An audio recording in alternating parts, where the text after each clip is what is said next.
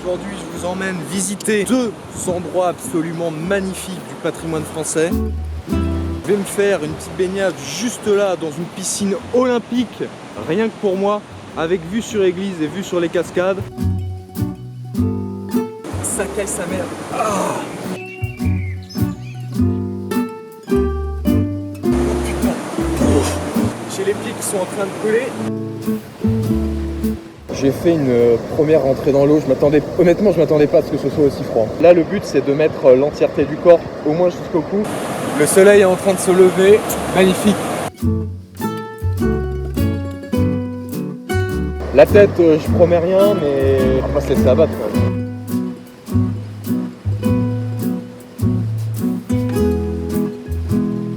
Compagnon, c'était une belle mise en bouche je trouve quand même pour découvrir cet endroit. Ok les gars, juste après ma baignade sous 10 degrés, j'avais vraiment envie de vous montrer un autre endroit. Le seul problème c'est que la nuit commençait à tomber et que le temps était pas du tout optimal pour mettre en valeur la beauté du lieu. Alors on est quelques jours après. Comment ça va mon beau?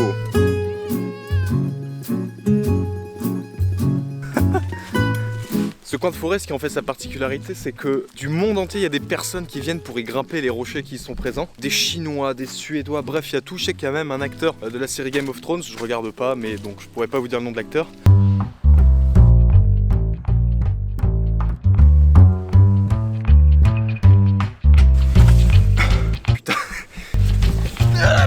Il y a un chemin qui est beaucoup plus facile que ça, plutôt que de grimper par la roche et par la pente. Seulement, un beau paysage, ça se mérite. Et y arriver avec facilité, ça n'a aucune saveur quand on arrive au bout. Alors un effort, le plus petit soit-il, pour arriver à une fin comme celle que je vais voir juste après, ça en vaut le coup quoi. Il y a des personnes qui partent à l'autre bout du monde et je peux les comprendre sur certains points pour faire des randonnées ou pour faire toutes sortes de choses. Et généralement ces personnes elles pensent que justement à côté de chez eux il n'y a rien du tout, que leur pays est nul au niveau des activités à faire en pleine nature.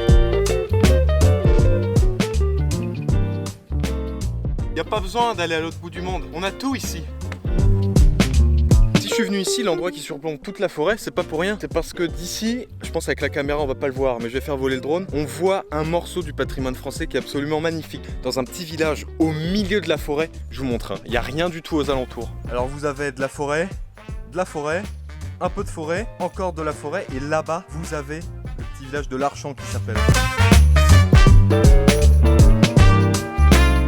Alors toutes les personnes qui habitent à la campagne et qui hésitent à se mettre à la salle de sport ou même au sport par manque d'infrastructure à côté, vous n'avez pas d'excuses les gars. Parce que voit un citadin là? Un citadin voit juste un arbre au milieu de la forêt qui est là, perché là. Alors qu'au contraire, un mec en communion avec la nature, ça c'est une barre de traction avec plein de prises.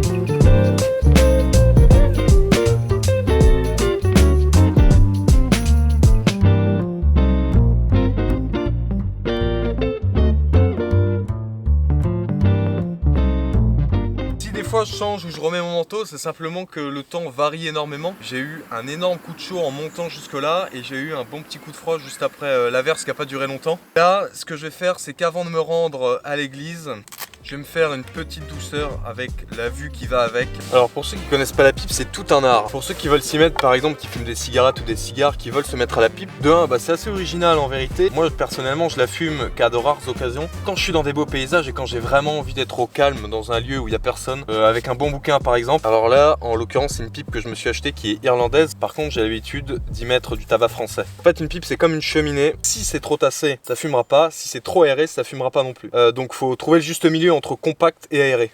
Alors là en l'occurrence j'ai qu'un briquet pour l'allumer, mais c'est mieux avec des allumettes hein.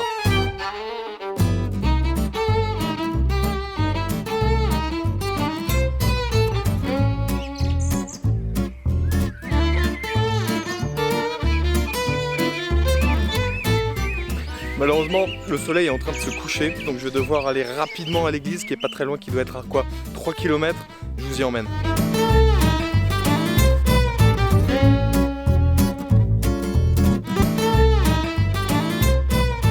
Ok, je viens d'arriver. Waouh!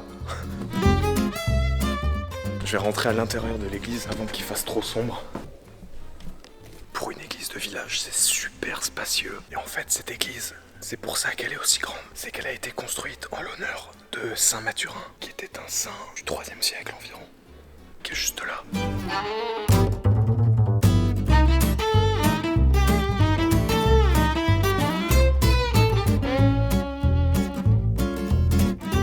Donc je disais, maintenant que je suis dehors, je peux parler un peu plus fort. Cette église, elle a été construite en l'honneur de Saint Mathurin. Son père était un persécuteur des chrétiens au service de l'empereur romain, l'empereur Maximien. Et Saint Mathurin s'est converti à l'âge de 12 ans et est devenu prêtre à l'âge de 20 ans. La fille de l'empereur souffrait de folie et après que l'empereur ait utilisé toutes sortes de magie, etc. auprès de ceux qui étaient dans ce délire-là, il fait appeler Saint Mathurin qui s'était fait une réputation dans cette région, en Île-de-France, justement parce qu'il avait soi-disant des pouvoirs de guérison, etc.